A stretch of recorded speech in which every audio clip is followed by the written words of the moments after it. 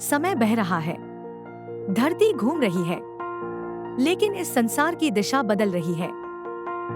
हम ऐसी दुनिया में जी रहे हैं जहां प्रेम घट रहा है, विश्वास कमजोर पड़ रहा है और मनुष्य खुद को ईश्वर समझने लगा है। क्या यह वही समय है जिसकी भविष्यवाणी बाइबल ने हजारों साल पहले की थी? प्रिय भाइयों और बहनों, स्वागत है आपका प्रभु परमेश्वर चैनल पर। आज हम बात करेंगे उस दिन की जब आकाश फट जाएगा, जब तुरही बजेगी और यीशु मसीह अपने वचनों के साथ फिर से लौटेंगे इस धरती पर। दुनिया की हालत, संकेत जो दिख रहे हैं, आज पूरी दुनिया में हलचल है। एक तरफ युद्ध है, दूसरी तरफ भूकंप, महामारी और भय। इंसान के पास सब कुछ है पर शांति नहीं।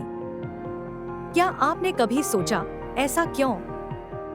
बाइबल कहती है, अंत के दिनों में लोग अपने आप से प्रेम करेंगे, धन के लोभी होंगे, अभिमानी होंगे, माता पिता की आज्ञा नहीं मानेंगे, कृतघ्न होंगे और धर्म के रूप में केवल दिखावा करेंगे। 2 तीमुथियुस 3:1-5। यीशु ने मत्ती 24 में कहा था, तुम सुनोगे युद्धों की और युद्धों की अफवाहें, पर यह तो आरंभ है पीड़ाओं का।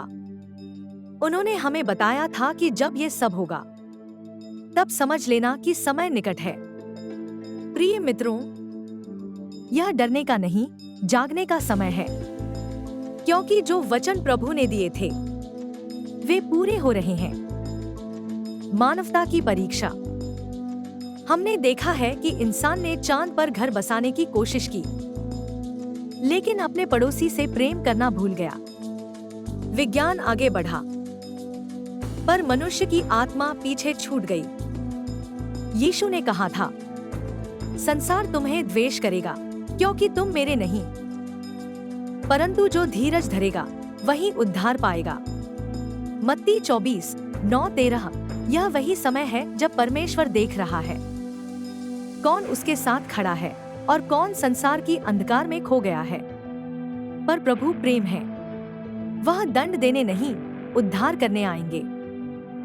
उनका हर संकेत, हर चेतावनी हमें वापस प्रेम की राह पर लाने के लिए है। आशा की किरण, प्रभु का वचन। जब दुनिया निराशा में डूबी होगी, जब लोग कहेंगे अब कोई नहीं बचा सकता, तब स्वर्ग से एक उजाला फूटेगा और प्रभु यीशु मसीह महिमा में उतरेंगे। स्वर्गदूत तुरही बजाएंगे और जो उनके हैं वे पहचान लेंगे अपने प्रभु को।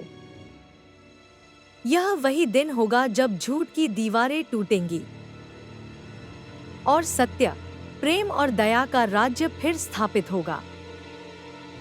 यीशु ने कहा था, मैं तुमको अनाथ न छोड़ूंगा, मैं फिर आऊंगा। यूहन्ना 14:18। तो मित्रों, यह समय डर का नहीं, तैयारी का है, क्योंकि प्रभु लौटने वाले हैं और वे उन हृदयों में निवास करेंगे जो प्रेम, क्षमा और सत्य से भरे हैं। अगर आप चाहते हैं कि प्रभु के आने पर आपका नाम भी स्वर्ग की सूची में हो, तो अगले भाग में साथ बने रहिए, जहां हम जानेंगे कि यीशु मसीह का प्रेम और बलिदान कैसे हमें मुक्ति देता है। जन्म। एक साधारण जगह में जन्मा राजा। रात शांत थी, आकाश में तारे जगमगा रहे थे और एक चरनी में एक छोटे से बच्चे का जन्म हुआ। कोई महल नहीं, कोई सिंहासन नहीं, पर वही बालक था जो सृष्टि का राजा कहलाया। बाइबल कहती है, क्योंकि हमारे लिए एक बालक उत्पन्न हुआ है, हमें एक पुत्र दिया गया है और प्रभुता उसके कंधे पर होगी।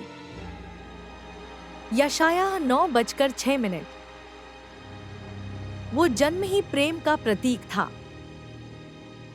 भगवान खुद इंसान बने ताकि इंसान को भगवान तक पहुंचा सके।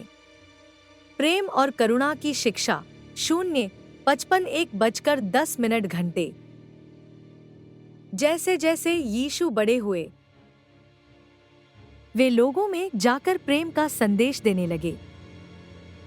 उन्होंने कहा, अपने शत्रुओं से प्रेम करो, जो तुमसे बैर करते हैं उनके लिए भलाई करो। लूका 6:27। उन्होंने भूखों को भोजन दिया, बीमारों को ठीक किया और समाज के तिरस्कृत लोगों को गले लगाया। जब सबने पापी स्त्री को पत्थर मारने की सोची, यीशु ने कहा, जिसने कभी पाप नहीं किया वही पहला पत्थर फेंके। और सब चुप हो गए। उनका प्रेम सीमाओं से परे था। वो दिखाना चाहते थे कि ईश्वर न्याय से पहले प्रेम है। उन्होंने कहा, मैं मार्ग हूं, सत्य हूं और जीवन हूं। मेरे द्वारा बिना कोई पिता के पास नहीं आ सकता। यूहन्ना 14:06।